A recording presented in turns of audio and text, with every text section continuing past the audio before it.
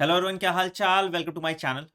सो guys, बहुत सारे सवाल तुम्हारे दिमाग में आ रहा होगा नीट 2024 को लेकर कि नीट 2024 में क्या क्या बदलाव होने वाले हैं। और ये बड़ा ट्रिकी सा भी है क्योंकि इस बार एनसीईआरटी भी बदली गई है आपकी। बहुत सारी बातें चल रही थी कि यूजीसी एग्जाम टेक ओवर कर लेगा। तो इन सब पे आज हम डिटेल में बात करेंगे। हम 6 सवाल को एड्रेस करेंगे इस वीडियो में। पहला, कि क्या आपके एज लिमिट में कोई परिवर्तन होगा। दूसरा, आपका मोड ऑफ एग्जामिनेशन क्या होगा। तीसरा, कितने अटेम्प्ट्स आपको दिए जाएंगे, सिलेबस में कुछ चेंज होगा या नहीं होगा। कितने नए मेडिकल कॉलेजेस आ जाएंगे और एग्जाम लेने वाली कंडक्टिंग बॉडी कौन होगी और उससे आपके एग्जाम में क्या इंपैक्ट पड़ने वाला है।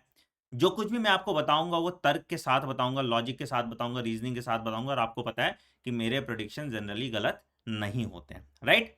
अगर आप इस चैनल पे नए हैं तो इस चैनल को जरूर से जरूर सब्सक्राइब कीजिए। ये नीट 2024 की तैयारी में भी आपकी मदद करने वाला है। मेरा नाम है डॉक्टर आनंद मनी और आपको मैं वीडियो के एंड में अपने नए बैच, निश्चय बैच के बारे में भी डिटेल्स देने वाला हूं। तो इस वीडियो को पूरा देखिएगा और उसके बाद ही अपने करियर का कोर्स ऑफ एक्शन डिसाइड कीजिएगा, ठीक है।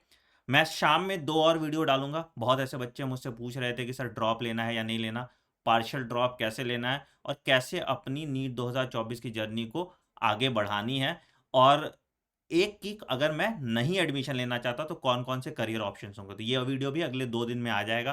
तो इस चैनल को जरूर से जरूर सब्सक्राइब कर लीजिएगा। चलिए वीडियो पे आगे बढ़ते हैं और एक एक करके मुद्दे को समझते हैं क्या क्या है, ठीक है। सबसे पहला मुद्दा कि सर क्या एज लिमिट होगी या नहीं होगी, ठीक है। अब मैं समझाता हूं क्यों मैं जवाब दे रहा हूं और कैसे मैं जवाब दे रहा हूं, उसके पीछे का लॉजिक क्या है, ठीक है। एज लिमिट बेटा अभी तक, एज लिमिट जो अभी तक है ऑफिशियली वो 25 साल की है। बट मैटर क्या था, कोर्ट में था, इसलिए ऑफिशियली कोई एज लिमिट नहीं थी। तो ठीक है, तो एज लिमिट जो है वो कोई एज लिमिट अभी तक नहीं थी।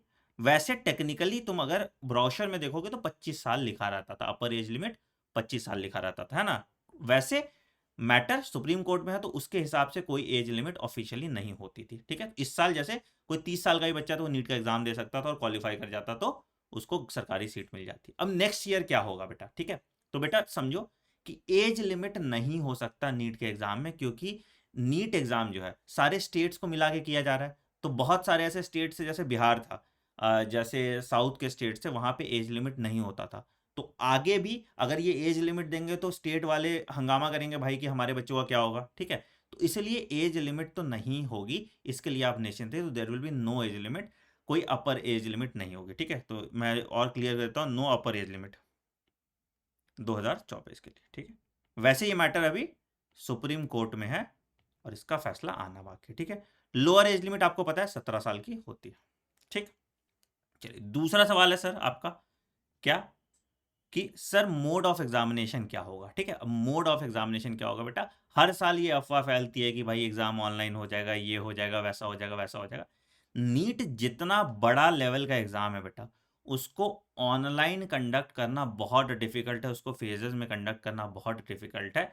तो बट इवेंचुअली सरकार चाह रही है कि एग्जाम को 2 बार कराया जाए और एग्जाम का मोड ऑनलाइन कराया जाए। बट इसमें अभी 1-2 साल लगेगा और सरकार को उसको पहले इंटीमेट करना पड़ेगा, अचानक से सरकार उसको इंटीमेट नहीं कर सकती।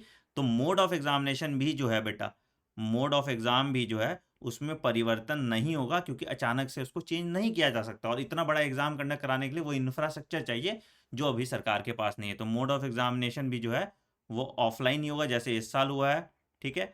और पेन पेपर जो हम बात करते हैं। और दूसरा क्या है, दूसरा क्या है, exam will be conducted once only, एक ही बार एग्जाम कंडक्ट कराया जाएगा, ठीक है। चल तीसरी बात आते हैं बेटा, तीसरी बात है नंबर ऑफ अटेम्प्ट्स। बेटा जब एज लिमिट नहीं है तो there will be no number of attempt, ठीक है। तो अटेम्प्ट्स लिमिट भी नहीं ही होगी अगर एज लिमिट भी नहीं है तो अटेम्प्ट लिमिट कोई भी नहीं होगा। इस साल भी नहीं था, आगे भी अटेम्प्ट लिमिट पे कभी कोई रेस्ट्रिक्शन नहीं लगाया जाएगा, ठीक है। डॉक्टर बनते बनते वैसे ही बुढ़ापा आ जाता है, तो क्या ही एज लिमिट पे अटेम्प्ट लिमिट पे रेस्ट्रिक्शन लगाया जाएगा, राइट। चल अगला है, सिलेबस में चेंज हुआ है कि नहीं हुआ है, इस पे इंपॉर्टेंट है, इस पे थोड़ा डिटेल में बात करेंगे कि भाई सिलेबस में आपके चेंज हुआ है कि नहीं हुआ है सर। अब समझो बेटा, आपके पास एक 2023 की एनसीईआरटी थी, आज से पहले तक मैं सबको क्या बोलता था, पेपर एनसीईआरटी से ही आएगा। इस साल भी आपने देखा एनसीईआरटी से आया, पिछले साल भी आपने देखा एनसीईआरटी से आया, उसके पहले भी एनसीईआरटी से आया। तो सिलेबस एनसीईआरटी से आएगा, ठीक है, ये तो पता है कि सिलेबस एनसीईआरटी से आएगा। अब ये सवाल है सर कि एनसीईआरटी कौन सी वाली, क्या 2023 तक जो एनसीईआरटी चल रही थी वो वाली, या जो नई नवेली एनसीईआरटी आई है 2024 वाली, वो वाली। तो अब ये क्लैरिटी लोगों को मिलनी बाकी है, ठीक है। हम क्या करेंगे इस केस में बेटा, देखो ऑनेस्टली इसका जवाब मुझे भी नहीं पता है, बट मेरा जो गट फीलिंग कहता है वो मैं समझा देता हूँ, ठीक है। बेटा जो नई एनसीईआरटी, स्पेशली मैं बायोलॉजी की बात करूंगा, बहुत बेढंगी है। बेढंगी मतलब कि ऐसे टॉपिक्स उससे हटा दिए गए हैं जिसका बहुत सिग्निफिकेंस है, बहुत रेलेवेंस है, जैसे डाइजेशन एंड एब्जॉर्प्शन, है ना। कुछ पार्ट ऊपर वाले गायब कर दिए गए हैं प्लांट फिजियो के। तो बेटा जो कॉन्सेप्चुअल चीज है उसको अगर आप गायब कर दोगे तो आगे की आप पढ़ाई कैसे पढ़ा पाओगे। तो इसलिए जो rationalization of syllabus according to new NCERT है, दैट इज नॉट प्रॉपर, उस पर आवाज उठाई जाएगी। तो आपको क्या करना चाहिए, देखो एक बेसिक सा चीज मुझे पता है कि मेरे नीट 2023 के एनसीईआरटी कर ली थी, मैं कर सकता हूं, बहुत वास्ट सिलेबस तो नहीं है नीट 2023 का एनसीईआरटी, ठीक है। क्यों मैं रिस्क लेके नीट नई वाली एनसीईआरटी के हिसाब से पढ़ूंगा। क्या उस नई एनसीईआरटी में कुछ ऐड हुआ है एक्स्ट्रा, जी नहीं। तो नई एनसीईआरटी में कुछ एक्स्ट्रा ऐड तो नहीं हुआ है। क्या है भैया, मेरी जो पुरानी एनसीईआरटी है वो सफिशिएंट है, बस मुझे सीक्वेंस बदल लेना है। मतलब मैं जो 24 वाले टॉपिक्स हैं उनको ज्यादा प्रायोरिटी दूंगा, है ना। 2024 वाले टॉपिक हैं उनको टॉप प्रायोरिटी दूंगा, ठीक है। और जो 2023 वाले टॉपिक हैं उनको मैं लो प्रायोरिटी पे रखूंगा, बट मैं करूंगा दोनों, मैं करूंगा दोनों। इस पे एक डिटेल वीडियो आपको चाहिए तो कमेंट सेक्शन में बता दीजिएगा, सिलेबस चेंज को कैसे डील करें। तो मैं एक डिटेल्ड वीडियो इस पे बना दूंगा कि सिलेबस चेंज पे आप कैसे काम कर सकते हैं, ठीक है। अगर आपको चाहिए तो कमेंट सेक्शन में जरूर मेंशन कर दीजिएगा, सिलेबस चेंज के रिगार्डिंग मैं एक डिटेल वीडियो आपको बना दूंगा, ठीक है। ठीक है, बात हो गई सिलेबस की। दूसरी बात करते हैं नंबर ऑफ सीट्स। तो बेटा आपको पता है नंबर ऑफ सीट्स इंक्रीज हो रहे हैं, इस साल भी 6000 सीट इंक्रीज हुए, अगले साल उम्मीद है कि 7-8 हजार और हो जाएगा। तो टोटल इस साल का और उस साल का मिला के 15,000 सीट इंक्रीज करेंगे, ठीक है। बहुत सारे कॉलेज अलॉटेड हैं जो पिछले साल नहीं मिल पाए, तो ये सीट्स इंक्रीज करने वाली हैं। तो आपको ये प्लस पॉइंट मिलेगा, बट इसका एक नेगेटिव साइड भी है, नंबर ऑफ एस्पायरेंट्स फिर बढ़ जाएंगे, है ना। इस बार जैसे 21 लाख लोगों ने एग्जाम दिया, हो सकता है 22-23 लाख लोग एग्जाम दें। तो ये परम्यूटेशन कॉम्बिनेशन रेशियो पे कट ऑफ लगभग सेम ही रहता है, बट सीट्स जो है वो इंक्रीज डेफिनेटली करेंगे, ठीक है। लास्ट क्वेश्चन है बेटा, गवर्निंग बॉडी कौन सी है। बेटा गवर्निंग बॉडी मतलब अभी तक जो एग्जाम था बेटा वो एनटीए कंडक्ट कराती थी, ठीक है। अब कौन बॉडी एग्जाम कंडक्ट कराएगी। तो बेटा देखो इसमें अभी तक कोई अपडेट नहीं है। होना क्या है, इवेंचुअली 2025-26 में क्या होना है, सीयूईटी और नीट मर्ज हो जानी है, तब जो एग्जाम कंडक्ट होगी वो यूजीसी कराएगी। अभी फिलहाल जो एग्जाम कंडक्टिंग बॉडी है वो एनटीए ही रहने वाली है। तो पेपर पैटर्न जैसे एनटीए पहले बनाता था वैसे ही पेपर पैटर्न अभी भी रहने वाला है, उसमें कोई चेंज नहीं होने वाले हैं। आई होप मैंने आपके नीट के रिगार्डिंग 24-24 के रिगार्डिंग सारे डाउट्स क्लियर कर दिए। अब बात करते हैं कि अगर आप नीट 2024 की तैयारी मेरे साथ करना चाहते हैं, अगर आपका इस बार का बायोलॉजी का सफर मेरे साथ अच्छा रहा, तो हम नीट 2024 की बात कर लेते हैं। तो नीट 2024 के लिए मेरा एक बैच आ रहा है बेटा, जिसका नाम है निश्चय बैच फॉर नीट 2024। क्या क्या कराने वाले हैं हम उसमें बता देते हैं, ठीक है। बेसिकली तो तुम ब्लाइंडली जो मैं बोल रहा हूँ उसको आपको करना है, ठीक है। तो इसमें हम 3000 स्टूडेंट्स लेंगे, ठीक है। अच्छा, क्या कराने वाले हैं सर हम इसमें, इसमें हम 600 घंटे की लाइव क्लास देंगे, 200 फिजिक्स, 200 केमिस्ट्री और 200 बायोलॉजी, ठीक है। पीवाईक्यूज कराएंगे सारे, एग्जाम्पलर कराएंगे सारे, एनसीईआरटी रिव्यू कराएंगे आपको, हर क्लास के बाद आपको डीपीपी दे दी जाएगी, हर वीक आपका टेस्ट होगा, डाउट सॉल्विंग होगा, और हम सिलेबस आपका 31 दिसंबर तक कंप्लीट कर देंगे, ताकि अगले 4-5 महीने हम आपका एक्सटेंसिव रिवीजन कर पाए। जो गलतियां हमने इस बार की, हमारा सिलेबस कंप्लीशन के टाइम पे टाइम लग गया, हमने लेट तैयारी शुरू की, तो इस गलती को नहीं करना है।